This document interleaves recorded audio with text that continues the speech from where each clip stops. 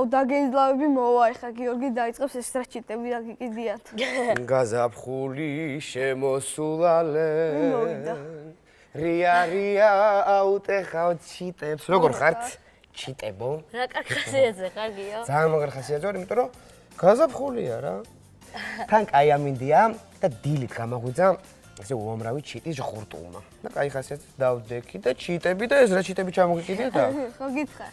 სხვათა შორის გიორგი ეს კახაბახტაძის დახატული სურათებია, ხო ამაზეა? შვენიერია. სხვათა შორის ერთ-ერთი ეს იყო მე მგონი დღეს მე ვინც გამაღვიძა. აბა შენ თუ იცი რომელი ჩიტების ჩიქჩიკმა გაგაყვანა? რა ვიცი და თუნა უამრავი იყო რომელი ერთი უნდა ჩამოგითვალო. წადი და გაიგე რომელი ჟღურტულები. ხო და აი რო არიცი მეგეთი. მათ ბაღის ფრინველებს ეძახიან. ხო? აბა მეც გამარკვიეთ რა ხდება. ჩვენ მქონდა გადაცემა მტაცებელ ფრინველებზე, კიდევ გადამფრენ ფრინველებზე. ეს ბაღის ფრინველები რაღაცა. ამიხსენით კარგად მაყურებელს რომ არ დაიბნეს. კი, ნამდვილად მქონდა გადაცემა მტაცებელ ფრინველებზე. დღევანდელ გადაცემაში ჩვენ ვისაუბრებთ ბაღის ფრინველებზე და ძალიან მაგარი გამოვა. გვიყურეთ, დღევანდელ გადაცემაში თქვენ ნახავთ. გაგიგიათ პროექტი ბაღის ფრინველთა საათი. ან ის თუ იცით რომელ ფრინველებს უწოდებენ ბაღის ფრინველებს. თურმე სოფლის მერცხალი და ქალაქის მერცხალი განსხვავდება ერთმანეთისგან. ქალაქელი ტოთი ჭიქჭიკებს და როგორც სოფლელი უფრო სხვა. ეკოვიზია გირჩევთ როგორ დავეხმაროთ ბაღის ფრინველებს. ლონდონში არც მეტი და არც ნაკლები კატების კაფე გაიხსნა. ეს და სხვა საინტერესო ეკოამბები. მოიმარჯვეთ პლასტმასის ბოთლები, საღებავები, წებო და ჩვენთან ერთად დააწყოთ ჩიტების სახლი. ჯადოსნურ თითების დროა. გამარჯობა ბავშვებო, აბა როგორ ხართ? გამარჯობა, კარგი, თქვენ როგორ ხართ? მე ძალიან მაგრად ვარ, იმიტომ რომ გაზაფხულია და მე ძალიან მაგრა მიყვარს გაზაფხული. და დილით ჩიტების ჟღურტული მაღვიძებს ხოლმე. მადლობა თქვენ ჩვენთან მობრძანებისთვის და მიხარია ძალიან ერთი რამ, რომ თქვენ ხართ ესე აქტიურად ჩართულები ჩვენს გადაცემაში და ძალიან დიდი იმედი მაქვს, რომ ესე გააგრძელებთ, ხო? და კიდევ ბევრი ბავშვი შემოგვიერთდება. პირველ რიგში დიდი მადლობა მინდა მოგიხადოთ ჩვენი მოწვევისათვის, რომ აქ დაგპატიეთ. მადლობა თქვენ კიდევ ერთხელ რომ მე მგონი არის ძალიან საინტერესო გადაცემა გამოგვივა. აი მეც ვიმედოვნებ და აუცილებლად გამოვა კაი გადაცემა. იმიტომ რომ რატო იცით? თქვენი ინტერესია ძალიან დიდი. კარგი, რა დავუბრუნდეთ ჩვენს თემას. გიორგი, ასევე მინდა მე დავამატო, რომ ჩვენს ყველა პროექტში მონაწილეობა არის უფასო. ამას იცი რატო ვამბობ, რომ ჩვენ ხშირად გვწერენ, გვირეკავენ, გვეკითხებიან, თუ რა თანხა არის გადასახდელი ჩვენს პროექტებში მონაწილეობისთვის და გადაცემაში სტუმრობისთვის. ხო, აი მე კი ჩვენს მაყურებელს ვეტყვი, რომ არანაირი თანხა არ არის გადასახდელი, უბრალოდ თავარი ერთი რამ, გიყვარდეთ თქვენი ბუნება, ის გარემო, რომელშიც ცხოვრობთ და იყოთ აქტიურები.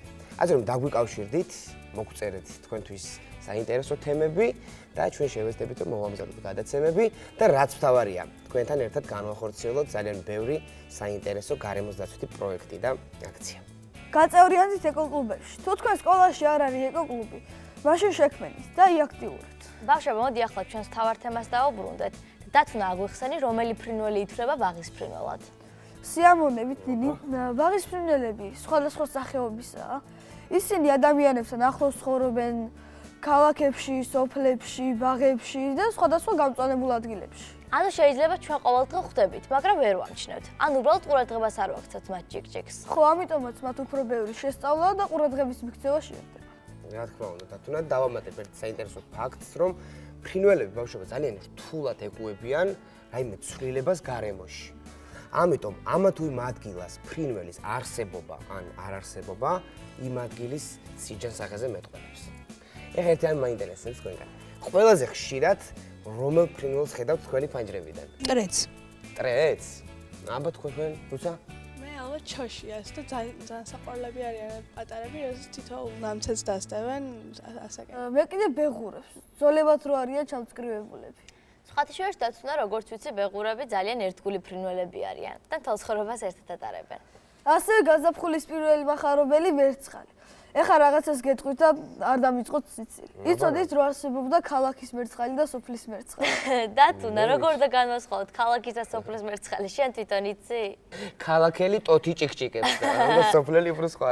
ხო, თქვენ იცინეთ და მოდით ახლა ნახოთ ვიდეო მერცხლებზე და არა მარტო მათზე, არამედ სხვა ბაღის ფრინველებზეც.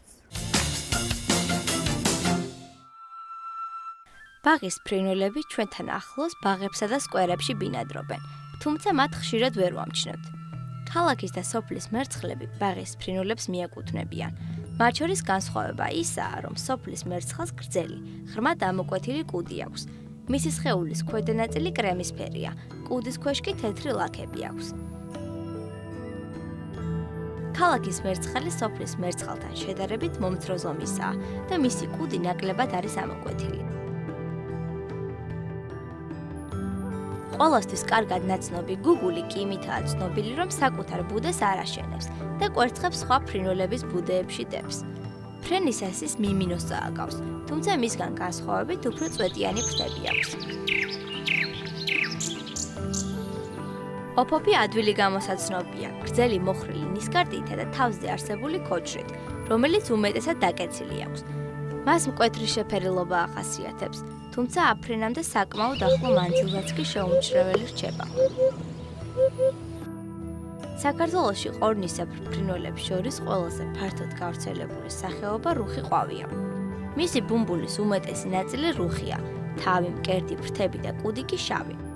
ბინადრობს ქარსაცავ ზოლებსა და პარკებში, ასევე ჭალებში, ტყის პირებსა და კორომებში. მოლაღური გრძელი კუდითა და ფრთებით გამოირჩევა. მამრი კაშკაშა ყვითელი შეფერილობისაა, ფრთები და კუდი შავი აქვს. წითელი ნისკარტი ამშვენებს როგორც მდედრ, ისე მამრ მოლაღურს. ის საკმაოდ ფრთხილი ფრინველია, ამიტომ მისი ხმის გაგონება უფრო ადვილია, ვიდრე თვითონ ფრინველის ნახვა.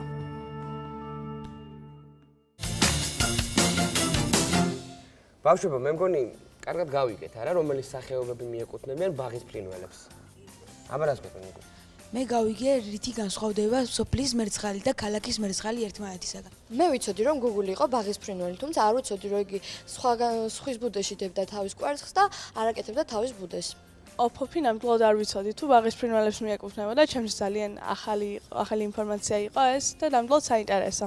ალბათ ბევრმა არ იცოდა, რომ ბაღის ფრინველს მიეკუთვნებოდა ოფოფი. ძალიან მაგარია, მე შორს დასვლა არ მომიწევს, ჩემი სახლიდან პირდაპირ ბუკიას ბაღში გადავალ და იქ დავაკვირდები ბაღის ფრინველებს. თუნდაც დათუნა. და ასევე ძალიან სასიამოვნოა მათი ჭიქჭიკის და გალობის მოსმენა.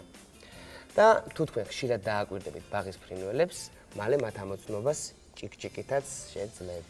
ბავშვებო, სხვათა შორის ბაღის ფრინველთან დაკავშირებით ერთი ძალიან საინტერესო პროექტი ხორციელდება საქართველოში. მას ბაღის ფრინველის საათი ეწოდება. ეს პროექტი 2009 წელს გარემოსა და ბუნებრივი რესურსების დაცვის სამინისტრომ წამოიწყო გერმანიის საერთაშორისო თანამშრომლობის საზოგადოების მხარდაჭერით. ბავშვებო, მოდით ახლა ვნახოთ ეკოამბები და შემდეგ საინტერესო საუბარი სტუმრებთან ერთად განვაგრძოთ.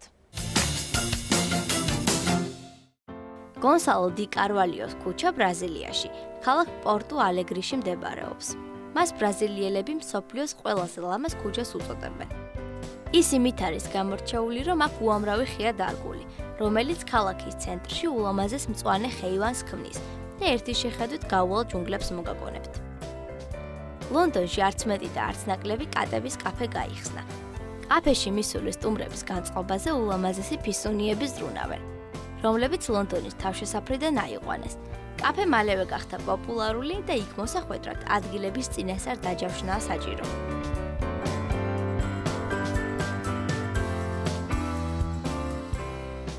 არგენტინის პატაგონიას ყოველწლიურად უამრავი ტურისტი სტუმრობს. ისინი აქ მყინვარ პერიტო მორენოს სანახავად ჩამოდიან.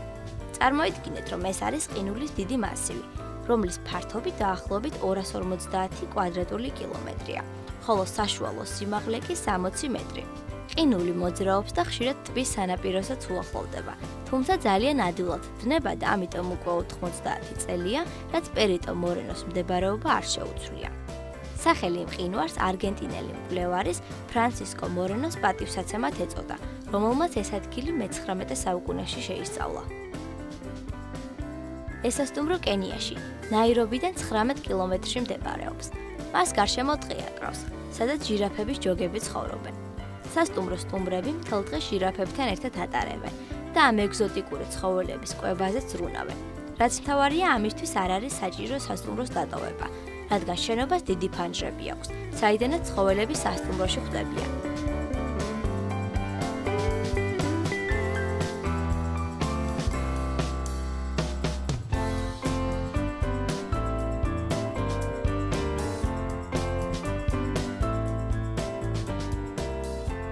რა საერთო აქვთ ოლიმპიურ ჩემპიონ იამაიკელ მორბენალ უსაინ ბოლტს და ავაზას?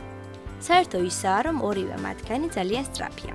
უსაინ ბოლტმა 2009 წელს მსოფლიო რეკორდი დაამყარა და 100 მეტრიანი დისტანცია 9.5 წამში გაირბინა.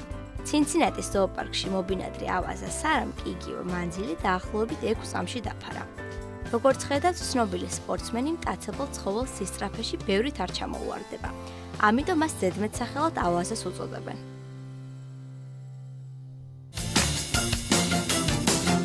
უფრო მეტი რომ გავიგოთ პროექტ ბაღის ფრინველის საათის შესახებ, ჩვენთან სტუდიაში მოვიწვიეთ ჩვენ დღევანდელი გადაცემის სტუმრები, გარემოსდაცვითი სამინისტროს ბიომრავალფეროვნების დაცვის სამსახურის წარმომადგენელი ქალბატონი მარიამ ურდია, გარემოსდაცვითი განათლების დეპარტამენტის უფროსი ქალბატონი ნატა სულთანიშვილი და პროექტის ერთ-ერთი მონაწილე ნინი ომანაძე. მოგესალმებით ქალბატონებო, ძალიან დიდი მადლობა ჩვენთან მობრძანებისთვის და მოდით დავიწყოთ საუბარი სწორედ აი ამ პროექტის შესახებ. რა პროექტია, როდის დაიწყო და რა ფარგლებში ხორციელდება? კი ბატონო, დიდი მადლობა მოწვევისთვის. ბაღის ფრინველთა საათი, ეს არის გარემოსდაცვითი საგანმანათლებლო კამპანია, რომელიც დაიწყო 2009 წელს და ყოველწლიურად მიმდინარეობს მთელი საქართველოს მასშტაბით. მას შეერთებიან სკოლის მოსწავლეები 12 წლიდან და ზემოთ მაღალ უფროსკლასელები. ჩართვის სურვილის შემთხვევაში შეუძლიათ თქვენი სკოლის პედაგოგებს დარეგისტრირდნენ სპეციალურ საიტზე, რასთან დაკავშირებითაც მაკავებთ უფრო დეტალურად მოგიყვებათ. ყოვლისა მადლობას მოგახსენებთ თქვენს არაჩვეულებრივ გადაცემაში მოწვევისათვის. მადლობას მოგახსენებთ, რომ ამ თემას მიუძღვენით თქვენი დღევანდელი გადაცემა. აღსანიშნავია, რომ კამპანია ყოველწლიურად მიმდინარეობს საქართველოს განათლებისა და მეცნიერების სამინისტროსთან თანამშრომლობით. 20 მაისს გახლავთ ბიომრავალფეროვნების საერთაშორისო დღე და ამ თარიღის პოპულარიზაციასაც ეხმარება კამპანია, ასე ვთქვათ, უწყობს ხელს. დიახ, რა გულისხმობს ეს კამპანია, ანუ რა სახის აქციები ტარდება, ვთქვათ, ამის შესახებ უფრო დეტალურად რო ვისაუბროთ. გულისხმობს 22 მაისს საგანგებოდ მომზადებული ბავშვების გამოსვლას გამწვანებულ ადგილებში, როგორც არის მაგალითად პარკები, სკვერები, ქალაქსა და სოფლებში და 1 საათის განმავლობაში ფრინველებზე დაკვირვებას. ქალბატონი მარიამ, მოდი ახლა ვნახოთ სიუჟეტი ბაღის ფრინველებთან დაკავშირებით და შემდეგ გავაგრძელოთ ჩვენი საუბარი.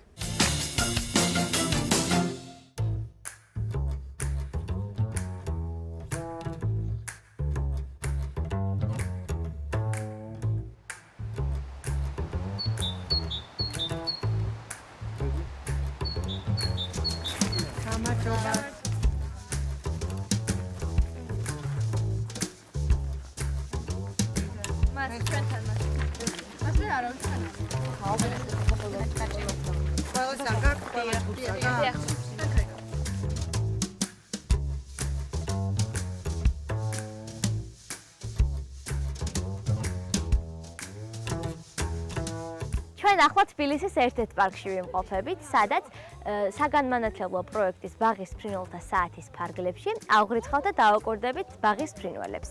მე პირადად ძალიან მაინტერესებს, რომელი სახეობის ფრინველებს შევხვდებით დღეს, ასე რომ დავიწყოთ. ეხლა გავდივართ ჯგუფებად, შეგახსენებთ ისევ წესებს, დავსხდებით მოშორებით, ჩხუმად, წყნარად და 1 საათის განმავლობაში ვაკვირდებით ფრინველებს, რა გადაიფრენს, დავაკვირდებით მათ და ჩავინიშნავთ აი საათითაოდ და შემდეგ დავაჯამებთ ბოლოს, როცა თავს მოვიყრით აქ, ხო? გნებავთ, ხმები დაიმახსოვრეთ, თუ აღიდგენთ რომელი ფრინველის არის, ისიც დავაფიქსიროთ. შევთანხმდით? დიახ.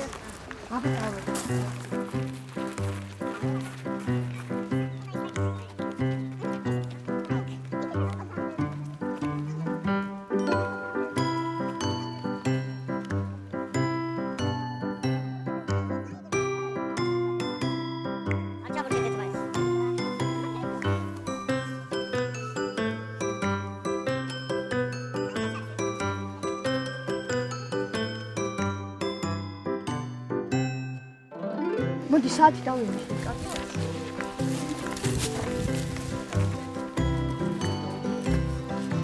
მე მგონი მტრედი იქით უნდა იყოს.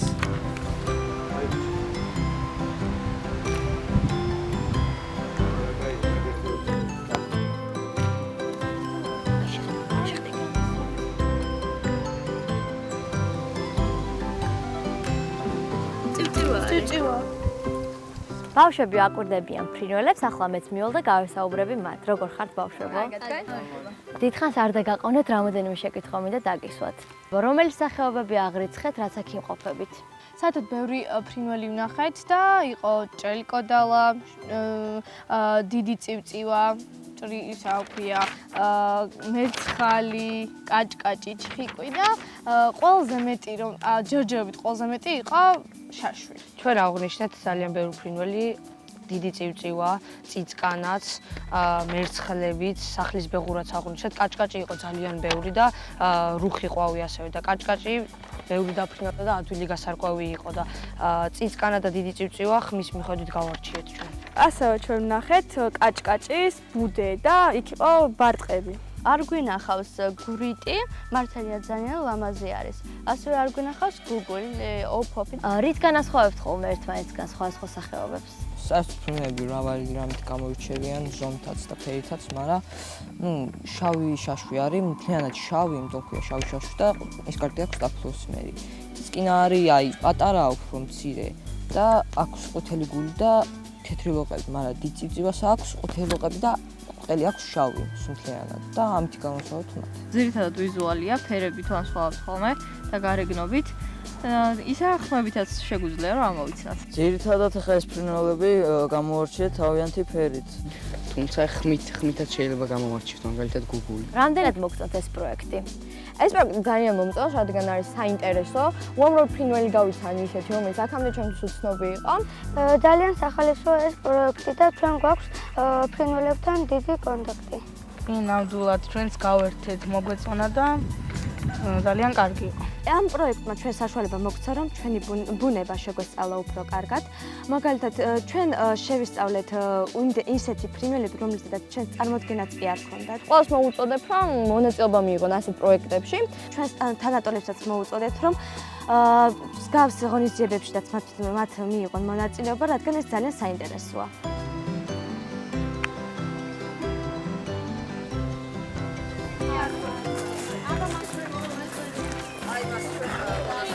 ოჩა, აბა ეხლა ამ შედეგებს კლასში დავამუშავებთ და შემდეგ გადავგზავნით ფრინველთა საათის ორგანიზატორებს. ხალბატონო ნატა, ამ კამპანიის მიზანი რა არის? უფრო ზუსტად რომ აგვეხსნათ. პირველ რიგში ინფორმაციის მიწოდება ბაღის ფრინველების შესახებ მოსწავლეებისათვის და შემდგომ უკვე მიღებული ინფორმაციის საფუძველზე როგორ შეიძლება მათ ეს ინფორმაცია გამოიყენონ, განარცხავონ ერთმანეთისაგან ბაღის ფრინველები, როგორ გამოიმუშავონ ქცევა ბუნებაში და როგორ იცხოვრონ მათთან ერთად ჰარმონიულად ველურ ბუნებაში. როგორ უნდა ჩავერთოთ ამ კამპანიაში? დათუნა, ამ კამპანიაში ჩართვა ძალიან ადვილია. თქვენი სკოლის პედაგოგი უნდა დაინტერესოთ თუ არ იცის ამის შესახებ, ამ კამპანიის შესახებ და გვაქვს სპეციალური საიტი, სადაც შეუძლიათ დარეგისტრირება. თუ თქვენ ხართ უკვე 12 წლის და ზემოთ, შეგეძლიათ ჩაერთოთ აქტიურად ამ კამპანიაში. პირველ რიგში აღსანიშნავია, რომ ინფორმაციის მიწოდება არის მნიშვნელოვანი, რომ რომელ ბაღის ფრინველებზე ვახდენთ დაკვირვებას. ბაღის ფრინველების შესახებ ინფორმაცია უკვე ჩვენ საიტზე არის დეტალურად ადვირთული და შეგეძლიათ მათ გაეცნოთ.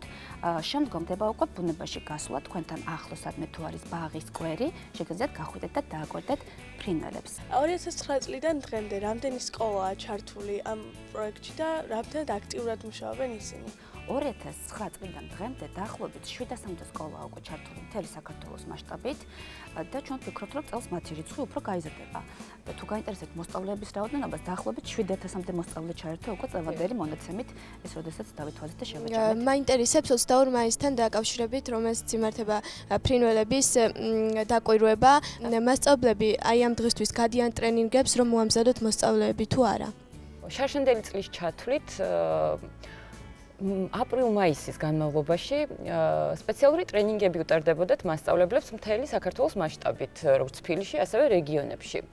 მაგრამ შარშან ჩვენ ერთგვარი სიახლე დავნერგეთ, გადავედით ელექტრონულ რეჟიმზე დარეგისტრირების და ინფორმაციის მიმოცვლის. მოხდება ინფორმაციის მიწოდება დირექტორების მეშვეობით მასწავლებლებისათვის კამპანიის დაწყების შესახებ და თუ კი ცალკეული შემთხვევები იქნა საჭიროების, დაგვიკავშირდებიან და ცხადია, ერთეული შემთხვევების სახით ჩავატარებთ ტრენინგებს, მაგრამ ესეთი საყოველთაო სახით წლევანდელი წლიდან უკვე აღარ ექნება ამას. აი ამ საიტზე თუ შებრძანდებით, რეგისტრაციის ბმულს გაყვებით, შეხვდებით მასწავლებლის რეგისტრაციის ფანჯარას. რეგისტრაციის გავლა ხდება ძალზე მარტივად. მასწავლებელმა უნდა შეიყვანოს პირადი ინფორმაცია, როგორც არის სახელი, გვარი, სკოლის ნომერი, იმეილი, პაროლი და ამ გზით შექმნის თავის ელექტრონულ ანგარიშს, ასე ვთქვათ, თავის პროფილს. მე მაქვს ესეთი კითხვა, როგორ უნდა გავავრცელოთ დაკვირვების შედეგები? ფრინველებზე დაკვირვების ჩატარების შემდეგ მასწავლებელი შედის თავის ანგარიშში, მიჰყვება ბმულს 22 მაისი და ავსებს მისი ჯგუფის მიერ აღრიცხული ფრინველების შესახებ ინფორმაციას. შემდეგ ხდება გამოგზავნა, გამოგზავნის ღილაკზე დაჭერით ხდება ამ მონაცემების სამინისტროში გამოგზავნა. მე მაინტერესებს, თუ შეიძლება ამ პროექტში მარტო მოსწავლეების გარდა სხვებმაც მიიღონ მონაწილეობა. მინდა გითხრათ, რომ ამ ეტაპისათვის კამპანია განკუთვნილია სკოლის მოსწავლეებისთვის, თუმცა ეს არ გამორიცხავს, ცხადია, ბავშვების მშობლების ჩართვას კამპანიაში, ასევე საზოგადოების სხვა ჯგუფების ჩართვას. სამომავლოდ ჩვენ გეგმავთ, რომ გავაფართოვოთ კამპანია და მთელი საქართველო ჩავერთოთ მაქსიმალურად და მივიღოთ შედეგები, რაც შეიძლება მეტი ადამიანისგან. ტარდება თუ არა სხვა ქვეყნებში ესეთი აქციები? დიახ, ტარდება. ერთ-ერთი არის გერმანიის მაგალითი. ფაქტობრივად ჩვენთვისაც გერმანია იყო მისაბაძი, როდესაც დავიწყეთ ამ კამპანიის განხორციელებაზე ფიქრი. თუმცა საქართველოსგან განსხვავებით გერმანიაში ეს გაცილებით უფრო ფართო მასშტაბიანია. მთელი მოსახლეობა გამოდის, როდესაც ბაღის ფრინველთა საათი ცხადდება და მთელი მოსახლეობა იწყებს აღრიცხვას ფრინველებისას. გარდა ამისა, გერმანიაში კიდე საინტერესო ის არის, რომ რამდენჯერმე ტარდება წელიწადში, სეზონურად ტარდება. გერმანიის გარდა დიდ ბრიტანეთში არის მსგავსი კამპანია. იქაც წელიწადში ერთხელ ტარდება და საინტერესო ის არის, რომ დიდ ბრიტანეთში უკვე 35 წელიწადია ფრინველებზე დაკვირვება მიმდინარეობს. იმას, რომ ძალიან პოპულარულია, ხო, დღეს ფრინველებზე დაკვირვება. და აქედანაც უფრო პოპულარულია ეს მიმდინარეობა და საქართველოში ახლა იკიდებს ფეხს და ჩვენ ამას ხელს უწყობთ, რომ მასშტაბური გახდეს. დაიძრება ეს პროცესი. ადამიანებისთვის თუ მოაქვთ რამე სარგებელი ბაღის ფრინველები? ფრინველები მონაწილეობენ მაგალითად მცენარეების გავრცელებაში, იმიტომ რომ ძირითადად იკვებებიან თესლებით და მაკენკვის პროცესში, როცა გადააქვთ სხვადასხვა ადგილას, უვერდებათ ხოლმე და აღმოცენდება ამ ადგილას ეს აღმონაცენი თესლიდან.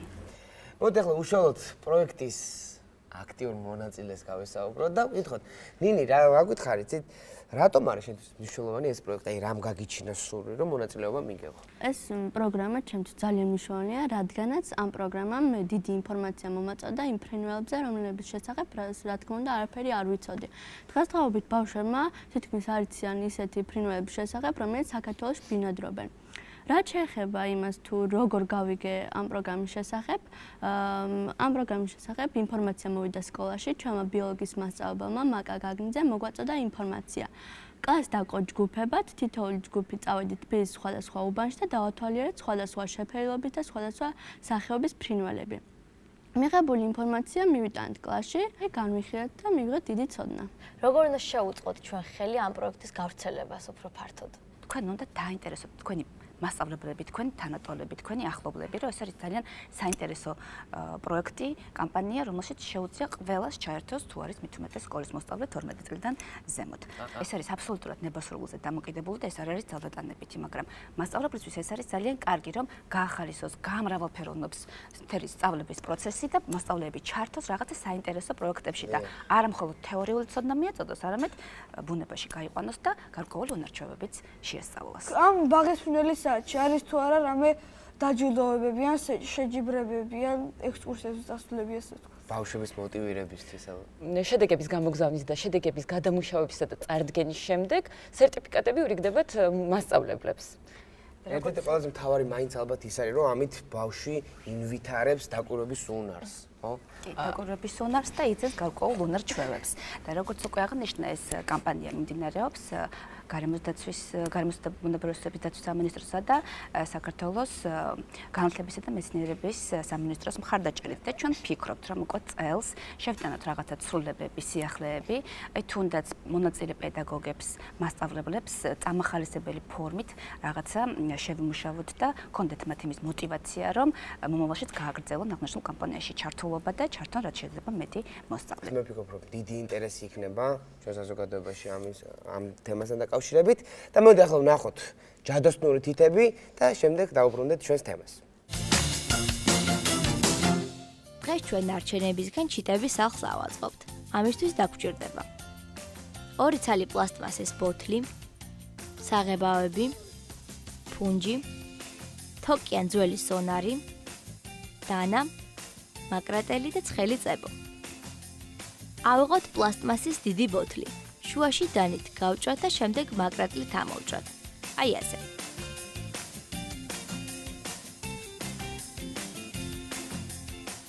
ბოთლი ყავისფრად შევღებოთ და გავაშვოთ.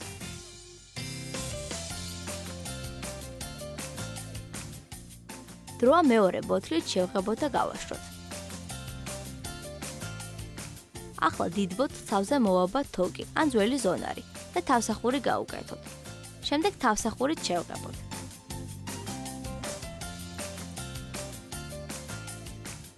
ავიღოთ პლასტმასის პატარა ბოთლი და მცირე ნაწილებად დავჭრათ. ეს ნაწილები ჩიტების სახლის სახურავის გასაკეთებლად დაგვრჩება.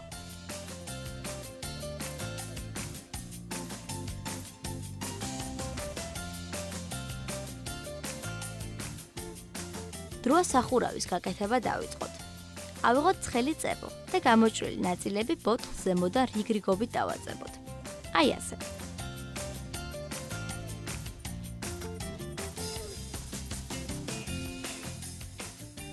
ამის შემდეგ ჩიტების სახლი გავალამაზოთ და შესასვლელში თეთრი საღებავით აი ასეთი ფორმები დავხატოთ. გვერდებზე ფანჯრები დავხატოთ.